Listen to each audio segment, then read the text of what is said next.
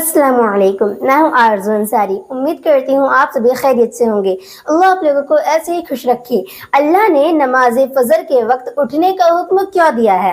سائنسدانوں کی دل دہلا دینے والی تحقیق۔ یہودی سائنسدانوں نے تحقیق کی کہ آخر مسلمانوں کے نبی حضرت محمد مصطفیٰ صلی اللہ تعالی علیہ وآلہ وسلم نے نماز فجر کے وقت اٹھنے کا حکم کیوں دیا ہے؟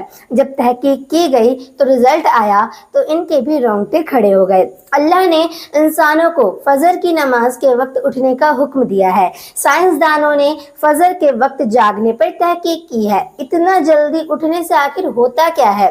تو جو تحقیق سامنے آئی ہے اس کو سن کر دنگ رہ جائیں گے اور فجر کی نماز آپ کا چھوڑنے کا دل نہیں کرے گا۔ آقا علیہ الصلوۃ والسلام نے صبح کے وقت اٹھنے پر کیا ارشاد فرمایا ہے؟ کاش کی ہر مسلمان یہ فضیلت جان لیتا تو کبھی بھی فجر کی نماز نہیں چھوڑتا، کیونکہ فجر کے وقت اللہ کے احکام کو بجا لانے کا، ممنوعات سے برتنے کا نام ہی بندگی ہے، عبادت ہے۔ اسلام کے نزدیک عبادت کا مفہوم نہایت وسیع ہے۔ اسلام کا مطلب یہ ہے کہ انسانوں کی پوری زندگی عبادت میں گزرے، وہ اس طرح زندگی گزر بسر کرے کہ اس کا ہر کام عبادت میں شمار ہو، اور اس کا واحد طریق یہی ہے کہ وہ اللہ کے بتائے ہوئے طریقے کے مطابق زندگی گزارے، ہر بات میں حکم الہی کو پیش نظر رکھے۔ اسلام اس بڑی عبادت کے لیے انسانوں کو جن ذرائع سے تیار کیے اور اس کی ترتیب کرتا ہے، اور عام میں انہیں عبادت کہا جاتا ہے، لیکن دراصل یہ تعمیراتی عبادت ہے۔ انہیں ارکان اسلام بھی اسی وجہ سے کہا جاتا ہے کہ اسلام کی عمارت انہی ستونوں پر قائم ہے۔ ارکان اسلام میں نماز سرفہرست ہے اور پہلے نمبر پر ہے۔ ان تمام عبادات میں نماز کو اہمیت اور فضیلت حاصل ہے، وہ کسی بھی اہل ایمان اہل نظر سے پوشیدہ نہیں۔ نماز کی اہمیت کا اندازہ اس بات سے لگایا جا سکتا ہے کہ قرآن کے پیغام میں صلاۃ یعنی کہ نماز میں حرف ذلی میں موجود ہے۔ ایمان کے بعد سب سے پہلے رکن جس کا مطلب اہل اسلام سے کیا گیا ہے وہ نماز ہی ہے۔ نمازیں مسلمانوں کی دینی پہچان ہے۔ یہی وجہ ہے کہ قرآن اور حدیث میں اس کی ادائیگی پر بہت زیادہ زور دیا گیا ہے اور اسے ترک کرنے پر بہت سی وعیدیں موجود ہیں۔ فرمان نبی صلی اللہ تعالی علیہ وآلہ وسلم ہے کہ نماز کی دین میں وہی اہمیت ہے جو انسانی جسم میں سر کی ہوتی ہے۔ مومن اور کافر کے درمیان فرق کرنے والی چیز نماز ہے، لہٰذا جس نے نماز کو چھوڑ دیا اس نے کفر کیا۔ اس وحی سے اندازہ لگایا جا سکتا ہے کہ اسلام میں نماز کی اہمیت کیا ہے۔ جو چیز اس قدر اہم اور ضروری ہے اس کے وضع آبری پر اجر ثواب بھی اسی قدر زیادہ ملتا ہے۔ چنانچہ نماز کا ثواب بھی اسی قدر ہے کہ انسان اس کا تصور بھی نہیں کر سکتا۔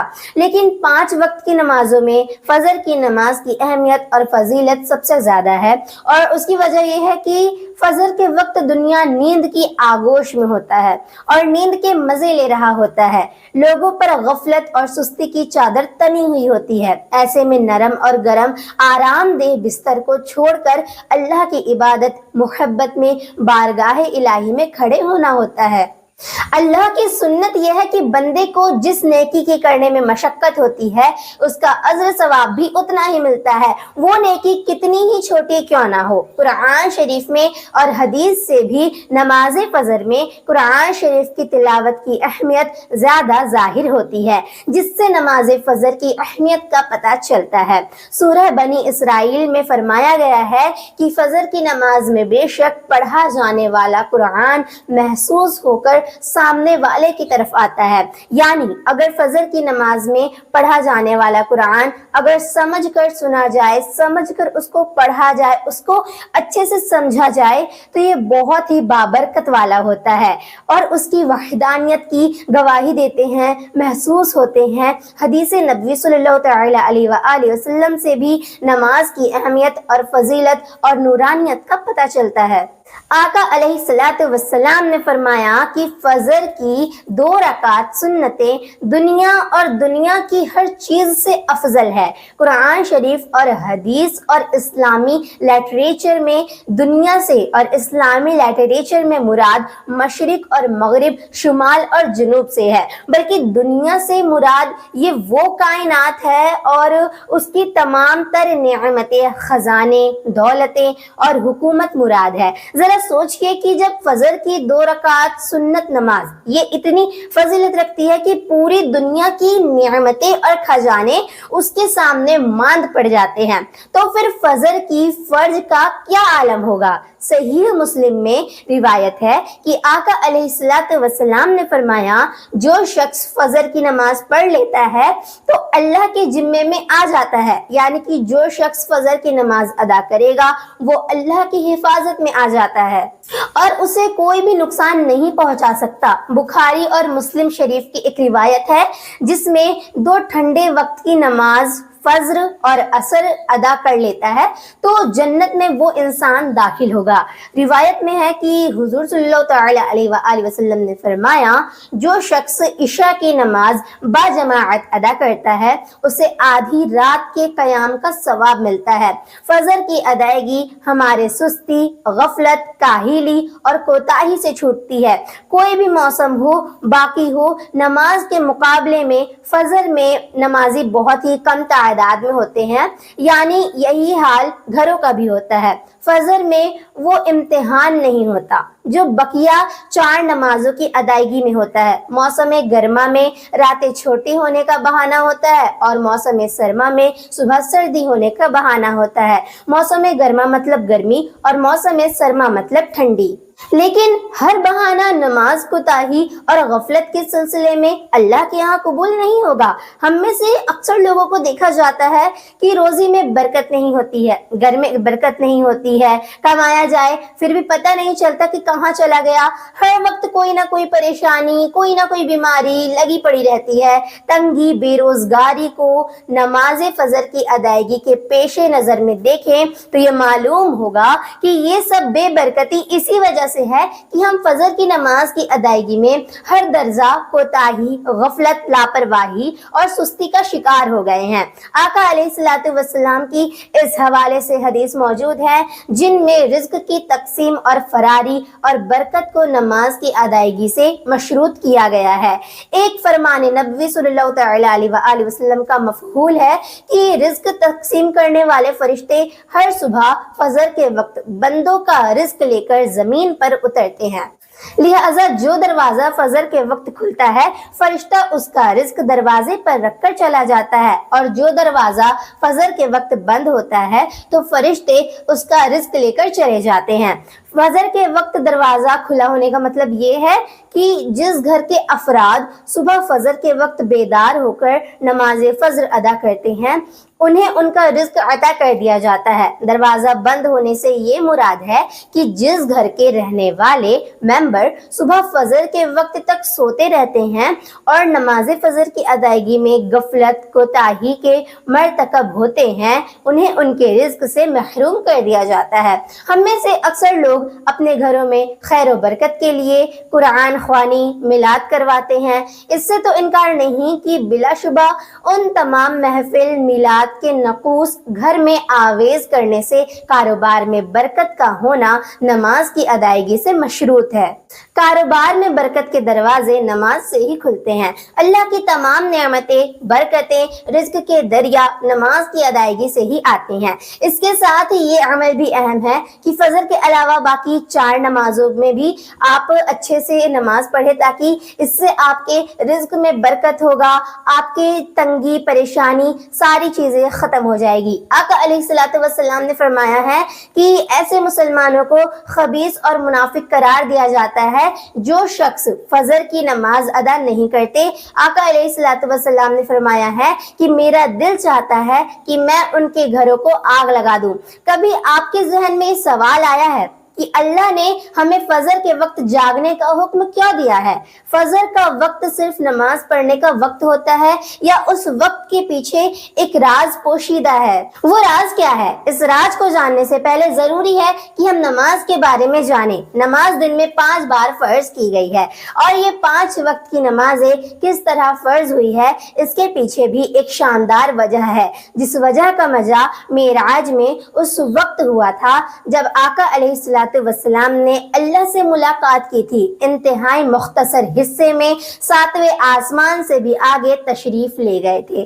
اس رات اللہ عز و جل نے خاص پیش منظر میں اپنے حبیب صلی اللہ تعالی علیہ وآلہ وسلم کو آسمان پر بلایا تھا اور اپنے خصوصی انعامات سے نوازا تھا۔ اس مبارک سفر میں اللہ عز و جل نے اپنے قریب خاص سے نوازا، انبیاء اکرام سے ملاقات کروائی، جنت اور جہنم کا مشاہدہ کروایا اور نیکی، اجر اور ثواب اور برائیوں کے عذاب کا نظارہ کروایا۔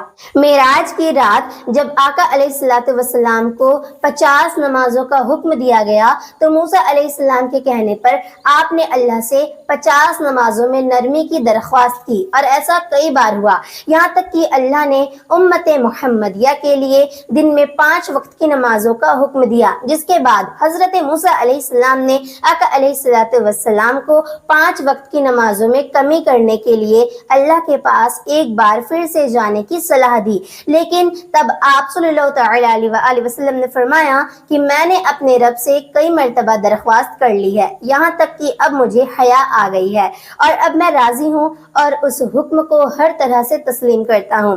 نماز پڑھنا ضروری ہے، یقیناً آپ لوگوں میں بھی سب سے مشکل نماز فجر کی ہوگی، جس میں نیند غلبہ ہوتا ہے، مشکل سے اٹھ پاتے ہیں، لیکن دن کے خاص حصوں میں جو راز پوشیدہ ہے اگر آپ جانیں گے تو آپ کبھی بھی نماز نہیں چھوڑیں گے۔ بہت لوگ ایسے ہیں جن کو بے خوابی ہوتی ہے، راتوں کو سو نہیں پاتے ہیں، نیند نہیں آتی ہے، بیمار پڑ جاتے ہیں، اور آج اس کے شکار کئی لوگ ہیں، جس کی بڑی وجہ اللہ کے احکامات پیچھے چھوڑ کر دنیاوی رنگ کے پیچھے بھاگنا ہے۔ ساری رات جاگنے کے بعد فجر کے قریب نیند آ جاتی ہے، لیکن وہ نیند جسم کو پرسکون نہیں کرتی۔ جب وہ رات بھر جاگتے ہیں تو اللہ سے سوال کرتے ہوں گے کہ اے اللہ، مجھے نیند کیوں نہیں آتی؟ آخر وجہ کیا ہے؟ جن سے کہا جاتا ہے کہ بستر سے نکلو، نماز پڑھو، اللہ کا ذکر کرو اور یقین کریے کہ جو لوگ اس آواز کو سن پاتے ہیں اور اس پر عمل کرتے ہیں انہیں کبھی بھی نیند آنے کی شکایت نہیں ہوگی۔ اس حوالے سے ایک صوفی نظم ہے جس کا امریکی مصنف نے ترجمہ کیا ہے: صبح کی نماز کے بعد دوبارہ مت سو جانا، صبح کی ٹھنڈی ہوائیں ایک راز لاتی ہیں۔ آقا علیہ الصلوۃ والسلام نے فرمایا، دن اور رات میں فرشتوں کی ڈیوٹی بدلتے رہتی ہے اور فجر کی اس وقت میں کافی سارے فرشتے زمین پر تشریف لاتے ہیں، ایک دوسرے سے ملتے جلتے ہیں، ملاقات کرتے ہیں، پھر ہمارے پاس رہنے والے فرشتے جب اوپر چڑھتے ہیں تو اللہ ان سے پوچھتا ہے، حالانکہ اللہ اپنے بندوں کے بارے میں سب جانتا ہے، تو اللہ فرشتوں سے پوچھتا ہے کہ تم نے میرے بندوں کو کس حالت میں چھوڑا ہے؟ تو وہ کہتے ہیں، جب ہم گئے تھے تو فجر کی بندے نماز پڑھ رہے تھے، اور جب ان کے پاس سے آئے ہیں اور جب لوٹے تو پھر عصر کی نماز پڑھ رہے تھے۔ مطلب عصر کی نماز کے اوقات میں سونے سے منع کرنے کے پیچھے بھی ایک بڑی وجہ ہے۔ سائنس کہتی ہے کہ صبح سورج طلوع ہوتے وقت اور شام کو غروب ہونے سے پہلے نہیں سونا چاہیے، کیونکہ صبح کے وقت زمین پر آکسیجن زیادہ مقدار میں ہوتی ہے، جس وقت ماحول تر و تازہ ہوتا ہے۔ یہ آکسیجن آپ کو دن بھر فٹ رکھتی ہے۔ تنہائی ضروری ہے، جو اس وقت اٹھ جاتا ہے اور اسے تازہ آکسیجن ملتی ہے، اور عصر کے وقت آکسیجن کی کمی ہو جاتی ہے۔ اگر کوئی سو جاتا ہے تو اسے آکسیجن کی کم مقدار ملتی ہے، جس کی وجہ سے جب وہ جاگتا ہے تو اس کے پورے شریر میں درد ہوتا ہے، سر میں درد ہوتا ہے، طبیعت بے چین ہو جاتی ہے، اور یہی بڑی وجہ ہے کہ دین اسلام میں ان اوقات میں سونے سے منع کیا گیا ہے۔ نماز تمام مسلمانوں کے لیے بہت ضروری ہے۔ فجر اور عصر تو ایسی نمازیں ہیں جن کے لیے خصوصی تاکید کی گئی ہے اور اس کی مختلف وجوہات ہیں۔ ایک وجہ یہ ہے کہ چونکہ ان اوقات میں لوگ غفلت کا شکار ہوتے ہیں، عصر کا جب وقت ہوتا ہے تو کاروبار میں مشغول ہوتے ہیں، فجر کا وقت میں میٹھی نیند सोने में गुजार देते हैं, गफलत उन पर तारी होती है। लोगों को खुसूसी तौर पर इसकी अदायगी के लिए उभारा गया है। फजर की अजान दूसरे टाइम की अजानों से काफ़ी ज़्यादा अलग होती है। उसमें अस्सलातु खैरुम मिनन नौम कहा जाता है, जिसका तर्जुमा है नमाज नींद से बेहतर है। हदीस में नमाज की बहुत सारी फजीलतें बयान की गई हैं। इसके बावजूद हम अपने मुआशरे का जायजा लेंगे तो बहुत से ऐसे लोग हैं जो फजर की नमाज पढ़ने जाते हैं और बहुत से ऐसे कम लोग हैं जो नहीं जाते हैं। जो लोग पाबंदी से नमाज पढ़ने जाते हैं वो भी फजर के वक्त उठने में कोताही करते हैं। आका अलैहिस्सलातु वस्सलाम की बतलाई गई सुन्नतों से वाजिह है और शरीयत में हर नमाज का वक्त और तमाम नमाजों को उसके वक्त पर ही पढ़ना अफजल है। आइए इस सिलसिले में आका अलैहिस्सलातु वस्सलाम का कौल बताती हूँ। सहाबी रसूल हजरत अबू हुरैरा रज़ियल्लाहु तआला अन्हु से रिवायत है, अक्सर लोग गफलत का शिकार रहते हैं असर के वक्त में काम में मशगूलियात की वजह से और फजर में मीठी नींद सोते रहते हैं। नमाज फजर की अदायगी के लिए नींद को तर्क करना पड़ता है।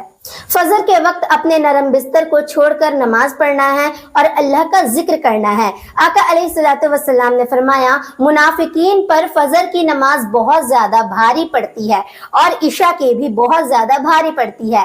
अगर वो इनकी फजीलत को जान लेंगे तो वो फजर के वक्त बिस्तर छोड़कर नमाज पढ़ने के लिए जाएंगे। इस हदीस में मुनाफिकीन के बारे में बतलाया गया है उस पर फजर भारी पड़ता है। तो जिन लोगों पर फजर भारी पड़ता है वो एक बार ये सोचें कि क्या इस नमाज को कज़ा करके वो अपना शुमार मुशरिकीन में करवाना चाहते हैं। नमाज फजर की अदायगी के लिए चंद तदबीरें हैं। तो नंबर 1 पर है नज्म और इरादा। जब दिल में किसी चीज को पाने की अहमियत पैदा होती है तो खुद उसको पाने का जज्बा भी पैदा होता है।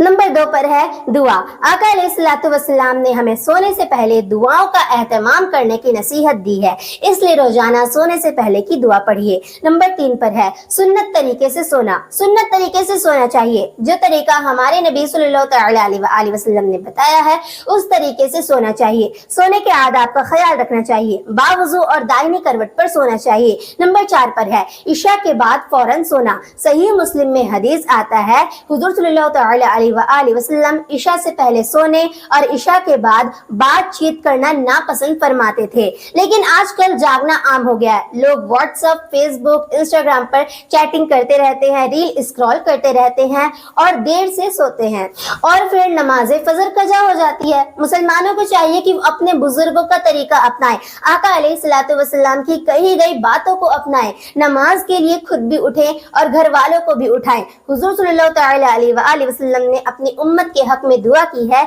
कि मेरी उम्मत के सुबह के अवकात में बरकत अता फरमाना, लिहाजा उस वक्त को सोने में गुजारने के बजाय अल्लाह की इबादत में गुजारें। बहुत सारी फजीलतें हैं, मसाइल हैं। अगर कोई मुसलमान जान जाए कि वो क्या फजीलतें हैं तो कोताही बिल्कुल नहीं करेगा। अल्लाह से यही दुआ है कि हमें 5 वक्त का नमाजी बनाए और सुबह नमाज के लिए उठने की तौफीक अता फरमाए और हमारा खात्मा ईमान पर फरमाए। आमीन या रब्बुल आलमीन। आप लोग कमेंट में आमीन जरूर लिखिएगा। मिलती हूँ अगली वीडियो में। अस्सलामु अलैकुम।